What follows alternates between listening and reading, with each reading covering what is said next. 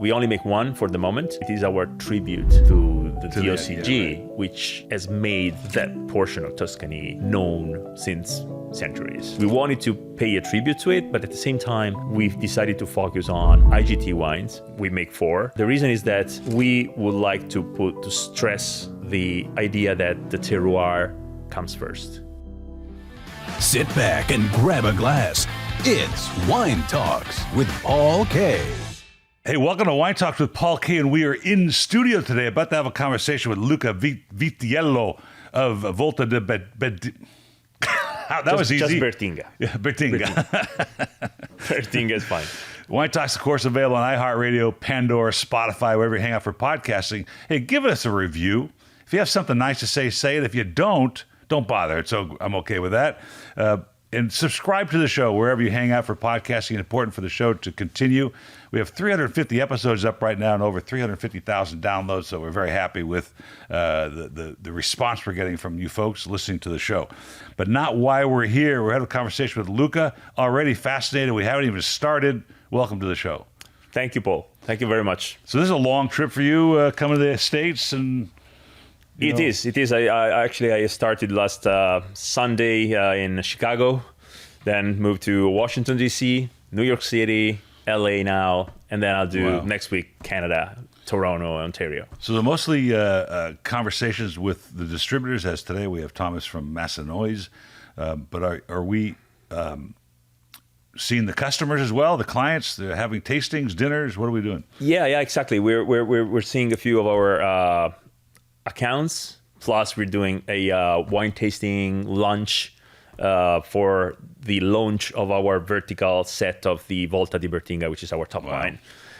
So for this occasion, together with Massenoise, our importer, we set up a lunch in each of the cities, which I mentioned, to present this vertical. Especially. And that's the one I'm missing today, because I have to go to the airport. Yeah, I know.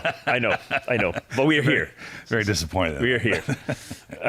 But this is a fascinating conversation because a whole bunch of things that you triggered when we've just started talking. For instance, it's a Chianti Classico property, but you're not designated Chianti Classico, and I loved the reason. We'll talk about that in a second. You're growing Merlot in Chianti Classico, which is fascinating. But tell me the origin of the winery. I mean, this is pretty advanced stuff. It's young, but I love the innovation in what you're trying to do.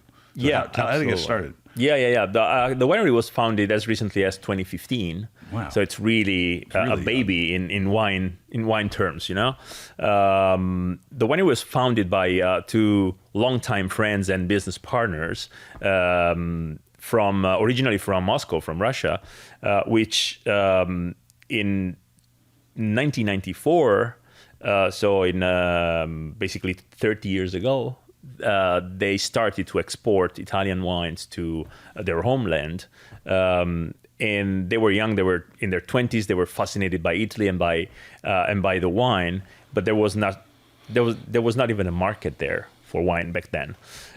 So they set it up from scratch, and they became what today is known to be the leading import company for fine Italian and French wine, and the second one for Champagne after LVMH. So fast forward 30 years after, they now own Bertinga Winery.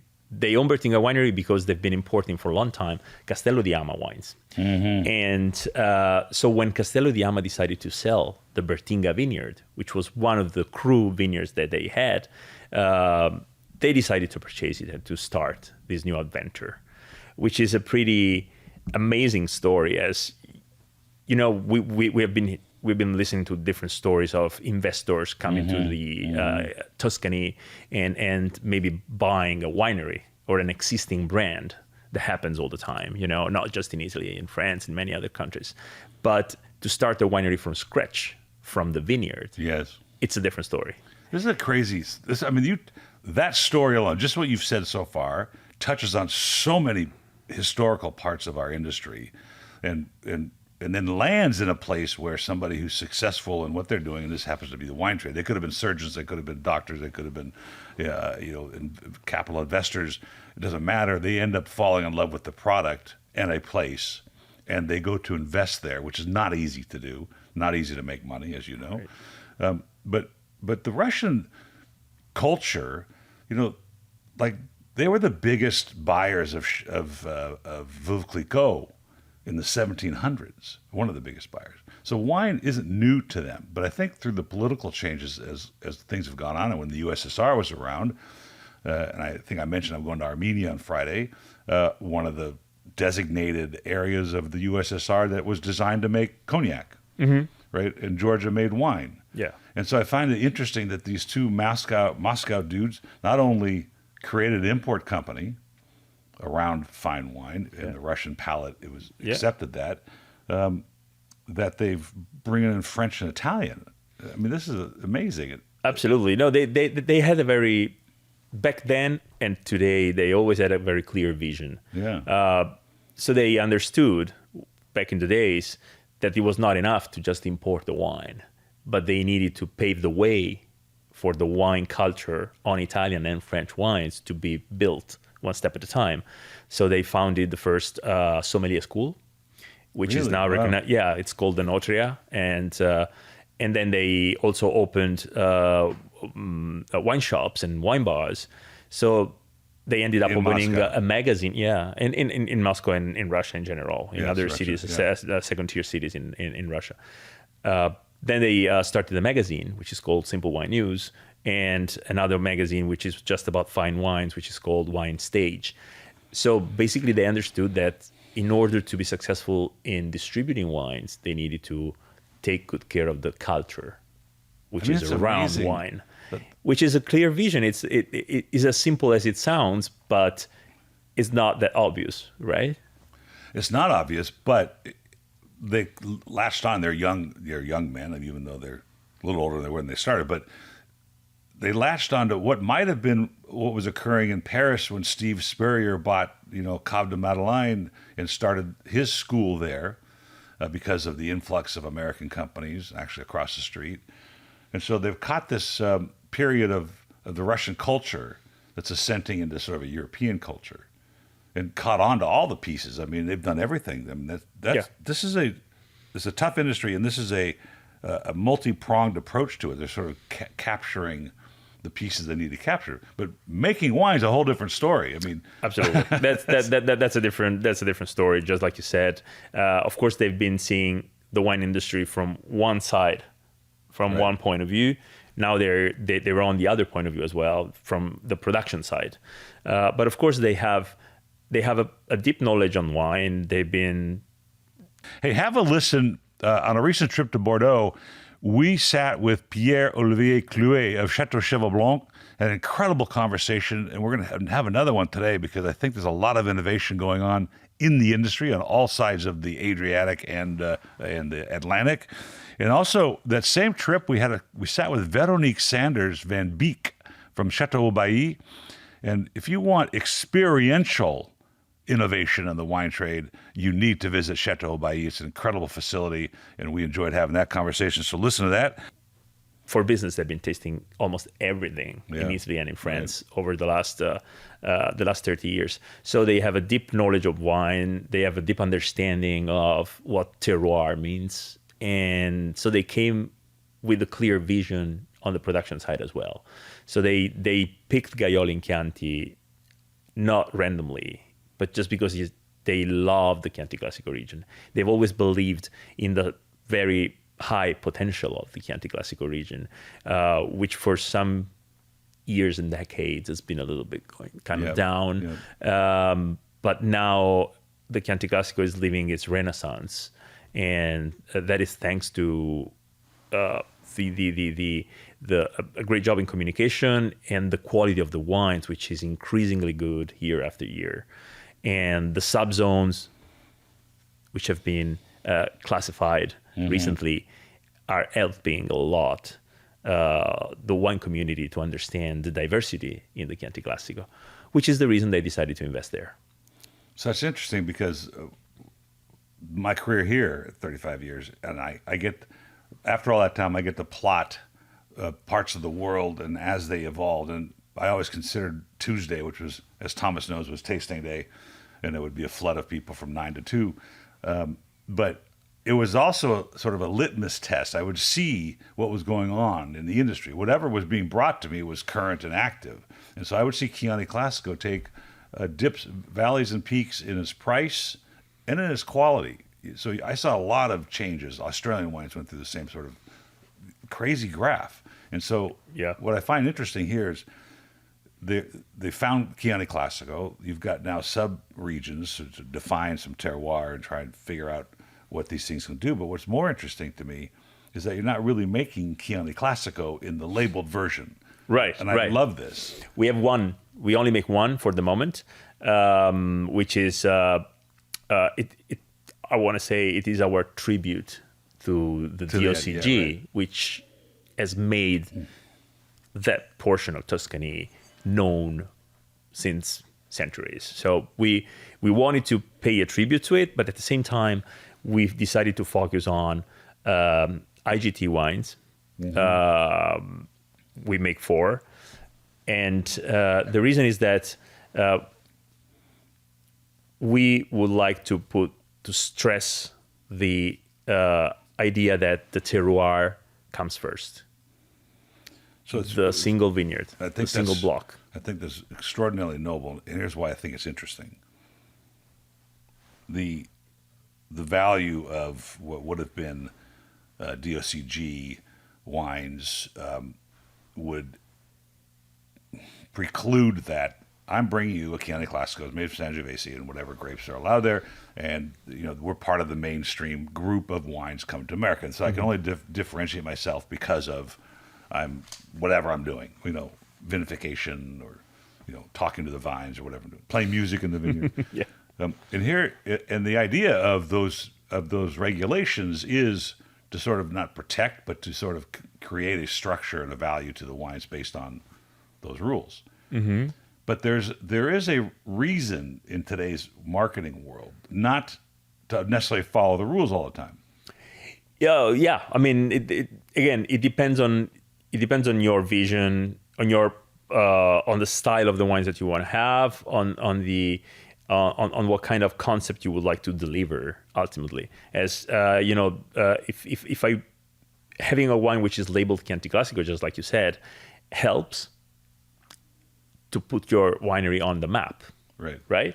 Well, you say Classico. I make Chianti Classico, and so immediately you say, okay, so if you make Chianti Classico, you are from that specific part of Tuscany. At the same time, when I say Chianti Classico, your mind as a wine connoisseur goes to your idea of Chianti Classico. So you're going to taste my wine with an idea in your mind, a bias, something in your mind, which absolutely is right. That's exactly what happened just now when I tasted that wine. Exactly. And if I tell you, if I don't tell you this is Chianti Classico, you're going to taste it as a wine from Tuscany without any prejudice or preset scheme in your mind, and your feelings, your perception of the wine will be very candid. Mm-hmm.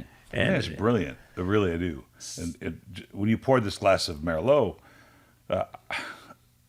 my brain was going, there's something missing here, or there's something new here. One of those two things was happening, because it was not the structurally same Chianti Classico I've been used to tasting. Absolutely.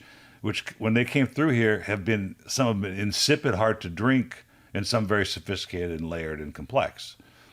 And there's a whole thing about innovation in the wine world, and I actually have a professor of innovation that teaches innovation at USC here, local college, to come into the show soon to talk about this, because that's the buzzword now. And what does that really mean? I don't know. What does that mean? But maybe this is what it means. Maybe this is certainly innovative. When they bought the property, were they making traditional Chianti Classico, or did they also have these varieties being grown? No, actually, so the vineyard was purchased, like I mentioned, from Castello di Ama. So Castello di Ama, as you know, they were probably the first ones to understand the high potential for Merlot in that specific subzone of the Chianti Classico, which is Gaiole and Chianti. Yeah. So as we know, Merlot can either perform at a very high level, and I'm talking about the best Merlots of the world: Petrus, Le Pen, Masseto, I will say Sauvignon. Cheval Blanc. All of since I these. talked about Yeah. it. So all of these, or it can be used for, in the majority of the cases, as a blending varietal. And specifically in Tuscany, it was used for a long time to blend with Sangiovese to make Sangiovese a little softer, a little rounder, a little more international, if you want. The Merlot that you grow in actually the performance of the Merlot in Gaiolo in Chianti is so different. It is so much similar to Sangiovese. It's got freshness, it's got nice acidity, it's got severe elegance. So Castello di Ama understood that back then. They make La Parita, which is certainly one of the most famous Merlot from Italy. And they planted this vineyard to Merlot and Sangiovese, half and half. So when we arrived and we purchased the vineyard, we confirmed just from the very first harvest, which is 2015, that it was such a unique place for Merlot. Such an amazing, unique character in that single block, which we said, okay, this is going to be our top line. What are for the listeners, and I know it's changed over the years, the funny thing is, I still have friends that go to Trader Joe's and they buy a Fiasco because that's what they think Italian Chianti is about, right? Yes. It's kind of that seems to be really old school. But what are the grapes allowed if you wanted to call these wines Chianti Classico, appellate them? What can you put? I know there used to be a whole bunch of grapes. It's changed, but what can it be? It can actually be. It can be a blend. If we talk about the Chianti Classico, the Annata, so Right. the basic Chianti Classico, it can be blended Sangiovese with either other indigenous varietal Right. like Colorino, Canaiolo, or it can be blended with international varietals which are allowed to be grown in Tuscany.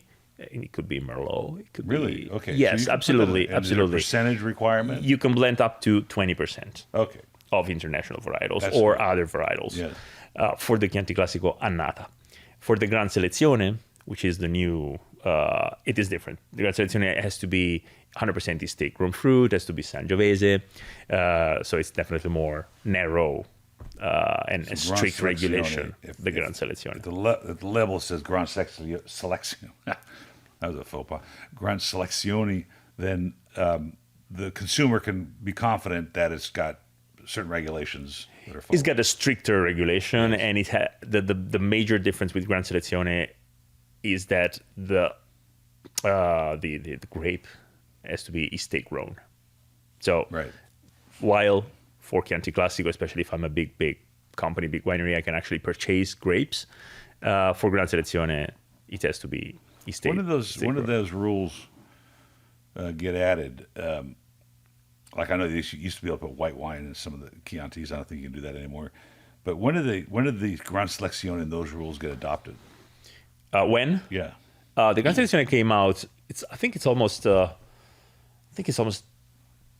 years now. Really? Okay. Or some like I can't remember the exact year, but it's something been like a little while. The big news which came last year is that now we are allowed to mention the subzone where right. the Gran Selezione is from.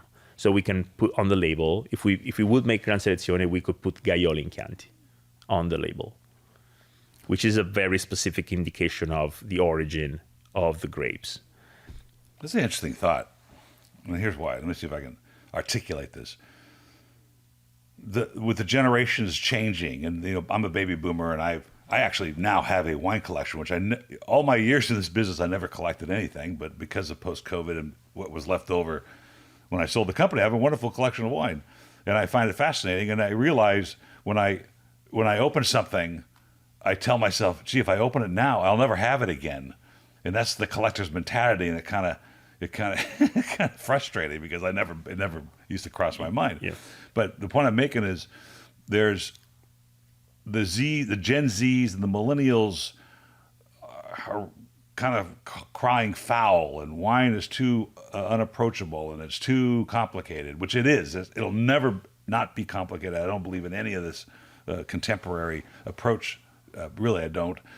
Because wine is always complicated, always will be complicated. And here, the added subzones, so they made it a little more granular and a little more study required to sort of formulate your opinion of the area. And I think it's great because I think, look at Burgundy, thousands of years that they've had those subzones, like very small subzones.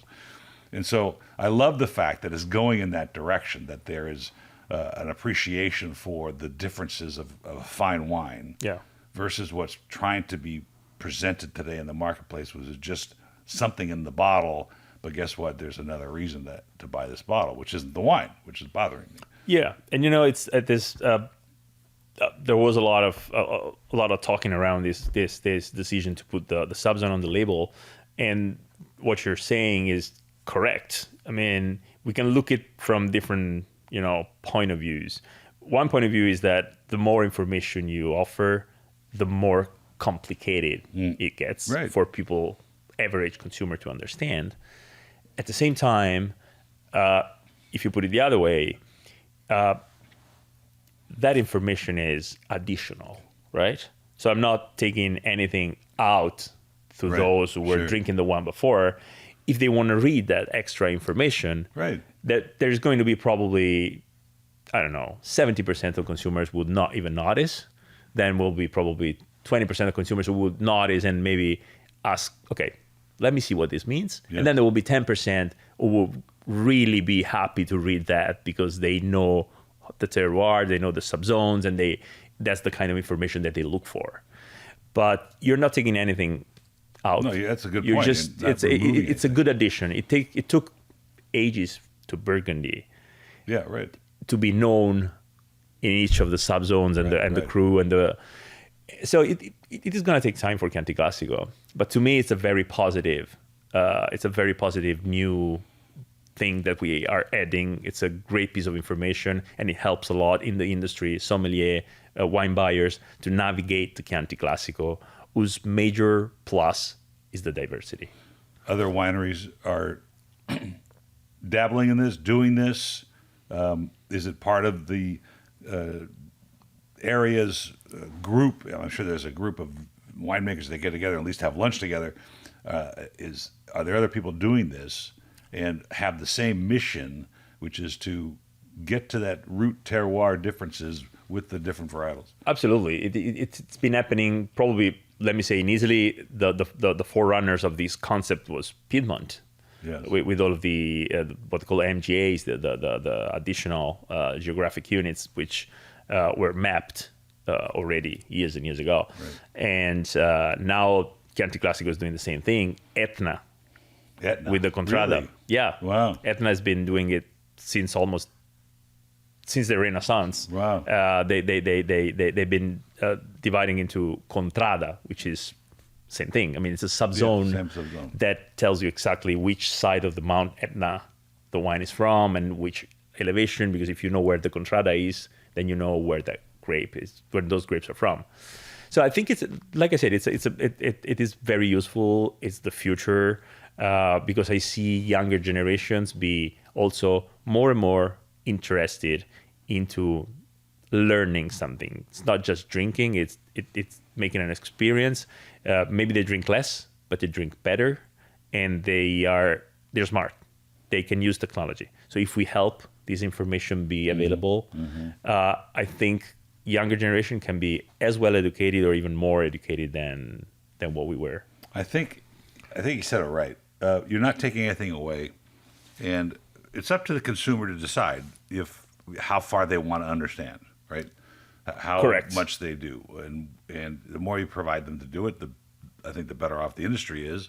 And we are in a weird period of time where there's cans and Tetra Paks and there's all kinds of social, political viewpoints of what we're doing, but nothing can change what's in that bottle, and you can develop the complexity, develop the terroir, and have people understand. Now, you're probably like me. How long have you been doing this, by the way? Me in the wine industry? Yeah. It's close to 20 years now. Yeah. And so you've gotten to the point where like today, I'm going to be doing a bunch of stuff, but during the day, I'm thinking to myself, what am I going to open tonight? Yeah. Because what do I feel like? And that only comes from an understanding of the character differences in the terroir. I mean, when you said Etna, as soon as you said Etna, this whole profile popped into my head, and that's kind of cool. I like that, but not everybody's going to do that. I have friends that could care less. We went to Bordeaux, and they just really love the wines, but you start talking about Saint-Emilion and the areas around it, Pomerol, their mind, they lose it. It's not important to them, but they understand the quality when they taste it. Correct. Right? Correct. And that's great too. Yeah, right? absolutely. We Absolutely. want that to happen. And it's kind of the same thing with food, you know? I think that's really fascinating part of what you guys are doing, because so you have this group of other wineries that are trying to promote the value of the area. And I think that's a positive direction, because, like I said, these ebbs and valleys, these ebbs and flows of the quality and the price points of Chianti Classico. I mean, it used to be like, if somebody brought me a Chianti Classico for $10 a bottle, I immediately thought, well, it can't be that great because they were more expensive. But then there were some really good ones in that price range, which was kind of unusual. And now people willing to pay more when they understand the value of what you guys are doing from an appellation standpoint. Exactly. So really, really fascinating. So do you think that there's going to be rule changes coming with the proliferation of what you're doing and other winemakers doing it and trying to get to the marketplace? Is the governing agency of the government looking at other things for the future? Maybe climate change is affecting this? Well, let me say, as far as the regulation for Chianti Classico, I don't see changes in that direction as far as farming practices or aging regulations anytime soon. I think just not really necessary for what it is now. So no, I think that for sure there is an incremental attention to be as specific as possible when it comes to your own winery. So there is always an increase of single vineyard wines. There is an increase of attention on the origin of the grapes. Like I said before, wine, to me, everyone is unique. Yep. As a matter of fact, It's not replicable. No, we know it, right? That's the beauty of it. That's the beauty of it. So the reason that so many wineries, so many wines can actually coexist in the market is that it's not replicable. So even if I'm buying a Chianti Classico, I'm not buying any Chianti Classico. I'm buying that Chianti Classico and that one.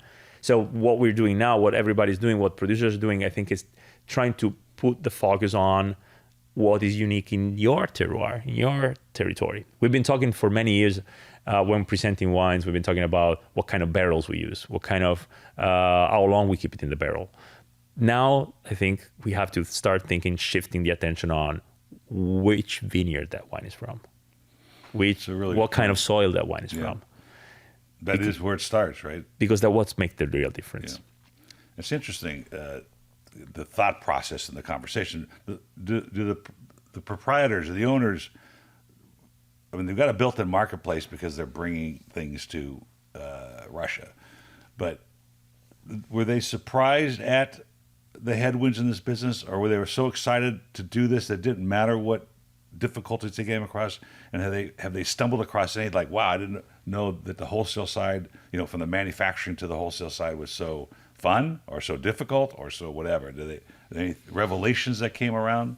Well, they knew it would have been such an ambitious project, would have taken time to set it up. So as a matter of fact, we started in 2015 and we released the wines for the first time across 2020 and 2021. So it took 6 years to set the winery up. And actually, most of that time was taken by the wine to age in the bottle. And we knew that. We knew that since day one.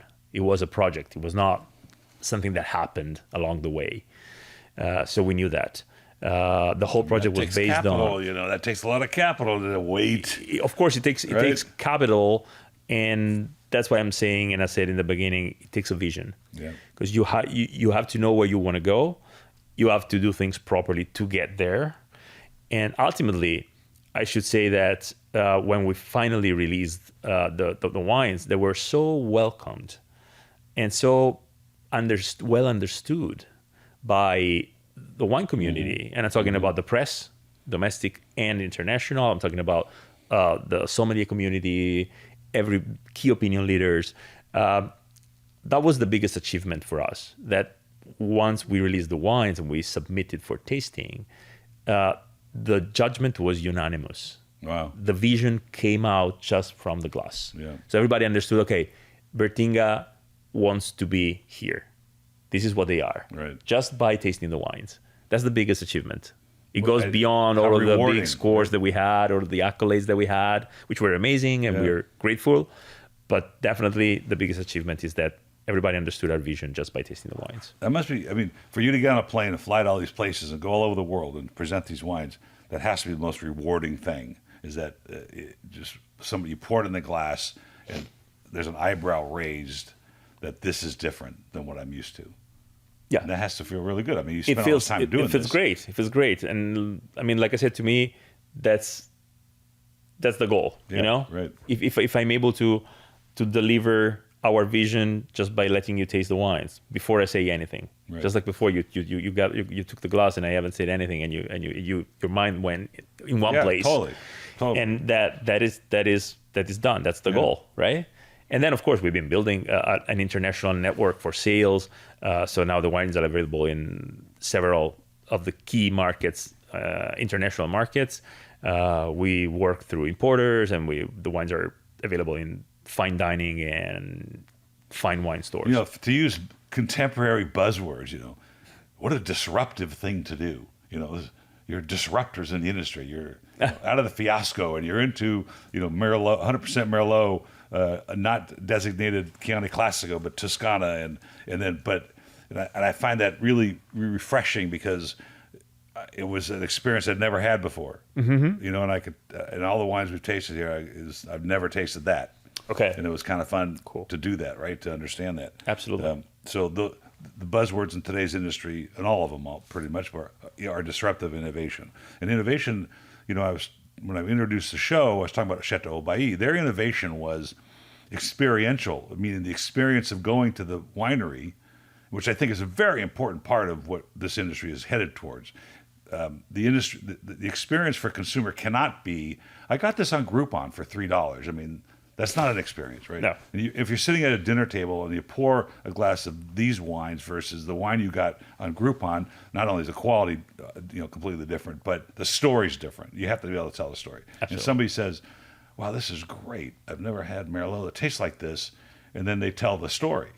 And so in the Chateau Bailly case, they built this incredible experience. So when you go to the winery, your view and your vista and you walk away going, I get it, and I'm proud to be part of it, and I want to pour these wines, and this is so important for today's industry. It's not, in my opinion, packaging, crown caps, cans, Tetra Paks, all the things that go into trying to induce or fool or coerce a consumer to buy your wine. Yeah. A can is not it, right? It's got to be what's in the bottle. Correct. It's got to be what's in the bottle. Absolutely. And the story behind it. Absolutely. So one of the hot subjects is sustainability, biodynamic, organic. What's the position of the winery on sustainable? I think that's pretty obvious coming from where you're at, but I want to hear the story. And then the farming practices. Absolutely. So the winery is certainly sustainable.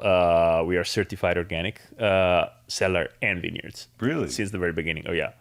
Glad I brought it up. Of course. And honestly, we are in a position to be truly organic, meaning that our vineyards are isolated. There's no neighbors. There's no other vineyard next to our vineyards. So it's not even been adulterated by any other pesticides practice. Misting over and contaminating. Correct. So that's a big plus, you know. That's huge. And as far as the farming practices, we're very low intervention. What we do is, of course, green manure to feed the soil. We do quite late pruning, considering we are in the north side of Gaiole in Chianti. So quite high elevation, about 500 meters above sea level, average altitude for our vineyards, which is quite significant. So the cool climate, the very healthy environment where we have the vineyards allows us to do very, very few treatments, Yes. organic treatments, of course. We prune late. We prune late so that with the weather, with the climate changing, we have witnessed some late frost. So pruning late allows us to be a little safer if that frost comes. And then we do, like I said, we just manage, of course, the canopy. We do almost the very basic classic farming practices to manage the vineyards according to what that vintage is like. It sounds like the previous owners are probably organic as well, at least farming practices, maybe not certified, but were the practices they're not certified organic, actually. The Castello di Ama, they were not at that time. Were they practicing organic? In other words, not certified? Yeah, no, they were surely taking good care of the vineyards because we found the vineyards in a very good condition. Because this is a part of the industry too that's interesting. You got certified. I think it's important. It's really, in my opinion, it's a marketing piece of our business because so many wineries are farmed organically and produced organically because they don't want to put crap in the wine. Of course, right? They don't want to because there's a whole food movement and it started many years ago. But the idea that you are what you eats not only applies to humans who eat beef either grown with grass fed or they're or antibiotically fed. Same with the vine. Right, what the vine eats to produce the grapes to produce the wine, and so when it became popular, when the idea of organic and biodynamic became popular in contemporary winemaking, they didn't taste very good. But I was always wondered why, because it was always organic. It wasn't until man introduced all this stuff that we put in the vineyards to protect from pests and insecticides and herbicides that it started to change things, and now we're going back to what we used to do.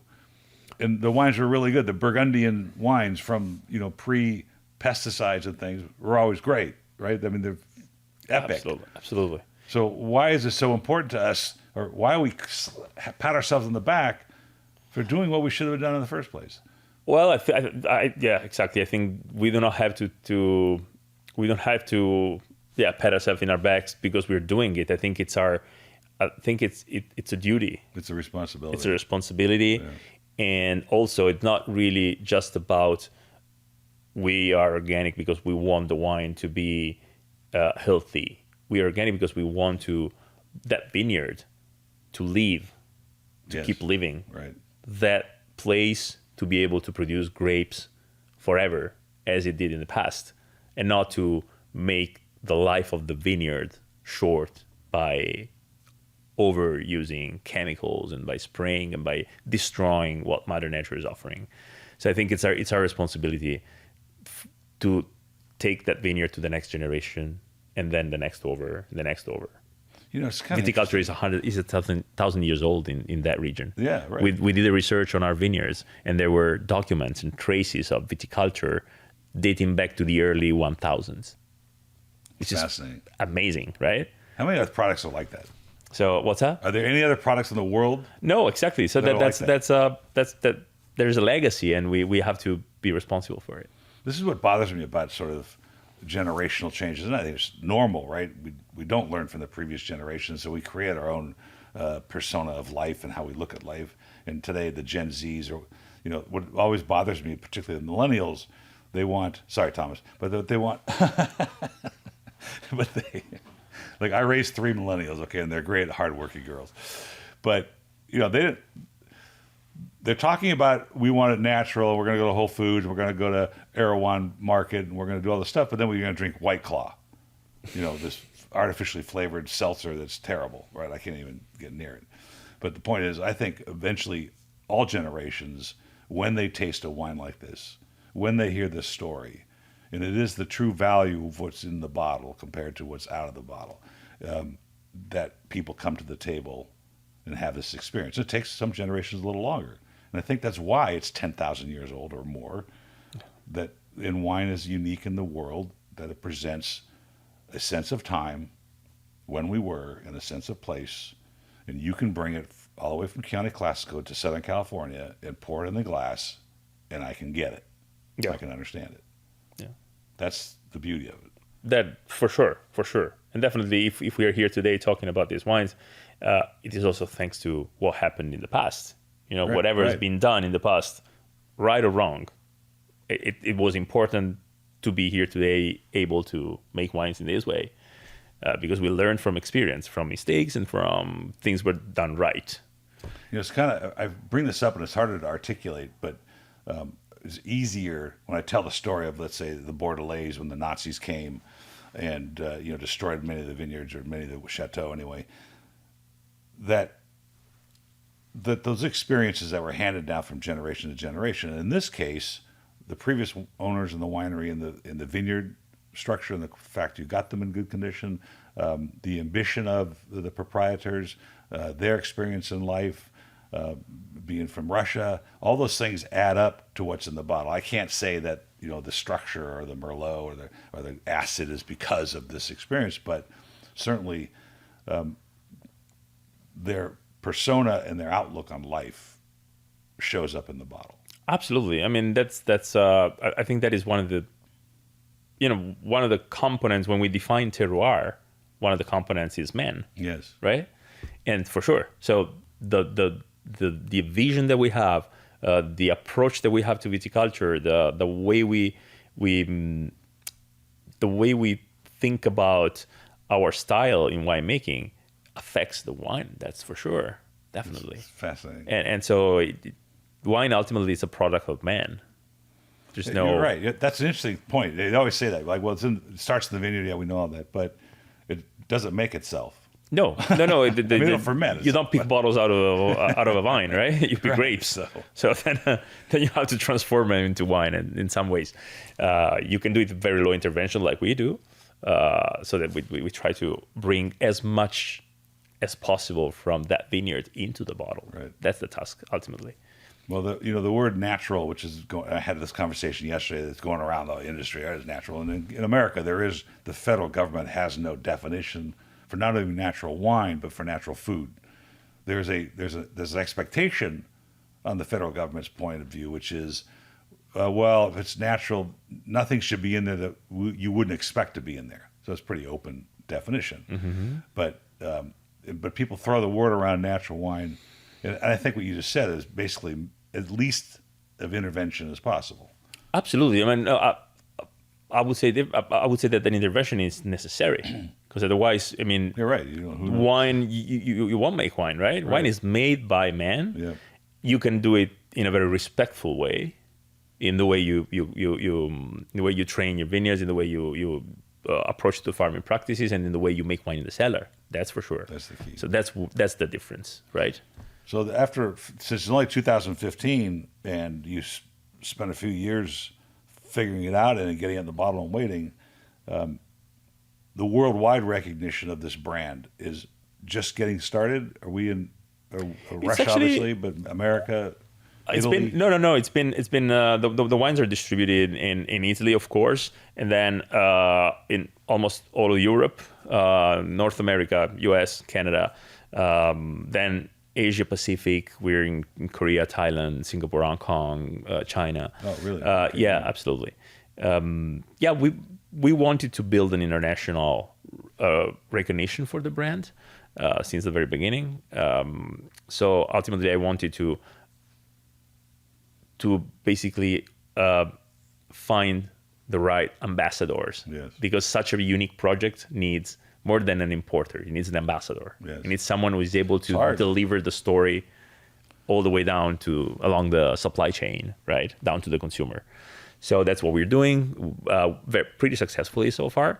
And like I said before, the press and the wine community has helped because they have really warmly welcomed this project. I mean, not to get into the weeds for the listeners about our industry, but I mean, in Southern California for sure, the consolidation of distributors and the place, the rolling up of small distributors into big ones, and then the book gets this thick, and then you get lost, and so that's a challenge in itself. And it takes somebody like you to get on the road and go wave the flag, do the lunches, have the conversations, and make sure that the differentiation of this brand to the others is made. Yeah, well, for sure. The the role I play in these trips, of course, is to add an extra layer of information, an extra value to the presentation of the wines. But I think that what is very important is to find an importer who's the right size for your brand. Right. And that's what I've been doing. I've been very selective in the importers. We have not jumped on the first train that passed by. We got lots of requests from many importers, of course, since the brand has picked up and now it's recognized as one of the rising stars in Tuscany.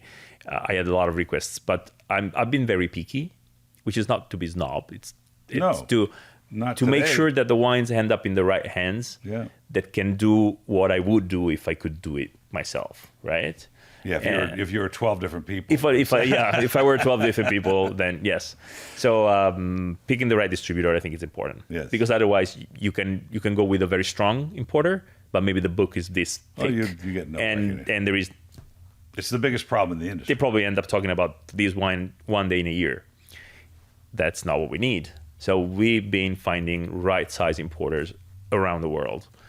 There was an importer in LA called Epic, and when they got rolled into RNDC, I think I had a half a dozen small importers come here and ask to use my warehouse temporarily because where they stored their wine was where Epic stored their wine. Okay. And so Epic was gone. It went to Young. So these poor folks, these really quality importers who were trying to make $1 selling wine in the industry were stuck because the big guy sucked up all of this. All of the available time. So away it goes. So tell me about this packet here before we get off. We're done. Actually, we're out of time almost, but tell me about this beautiful package of wines that we have here. Of course. So here we have the very first vertical set from our winery, from Bertinga. This is our top wine. It's called Volta di Bertinga, which is the one we're tasting on the 2016 vintage in your glass. So Volta di Bertinga is a single block pure Merlot from the Bertinga vineyard. It comes from the coldest part of the estate. This block is facing north. So Merlot, as an early ripener, ripens quite slowly in that block. And that allows us to get to the perfect ripening. That allows us to make, in the best vintages, the best Merlot that we can possibly make out of that vineyard. The first release of this wine was 2016, in fact, the one you have in the glass. And 15 was released later. This is one thing that we do. We do not release wines in chronological order necessarily, but we taste them. Unique. We taste the wines and we decide when the wine we think it's ready to be released. We keep the wine for a long time in the bottle. Every bottle in this box has aged at least 5 years in the bottle. Reason is that, like I said in the beginning, Gaiole makes wines which are quite tight and severe, with sharp acidity, with biting tannins when they're young. So the time in the bottle allows the wine to, open up, get balanced, and be pleasurable to drink. The box contains 2 bottles of 15, 2 bottles of 16, 2 bottles of 19. 19, I have a short but nice anecdote about it. The 2019 was tasted blind in July 2022 by a number of wine producers and wine merchants, and the wine critic, James Saglin was there, also the wine critic. So I was asked from the organizing of this tasting, I was asked for a bottle of the 2019 Merlot, and the tasting was just horizontal for Merlot, France and Italy. So Petrus, Angelus, Le Pen, Clinet, Masseto, Messorio, Redigaffi, Apparita, Galadrona, La Ricolma. That was the tasting.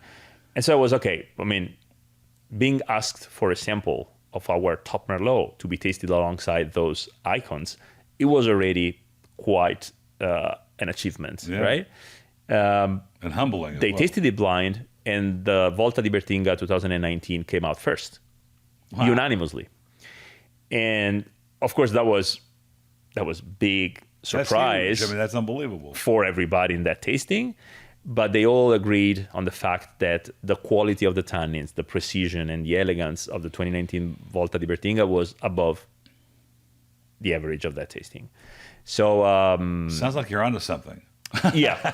That's it. That was the seal on the fact that How rewarding. this is going to be. It is already considered like quite a rising star. All these wines in LA now? Yes, they are. Okay. So I can buy some? Yeah. This mixed case has just landed.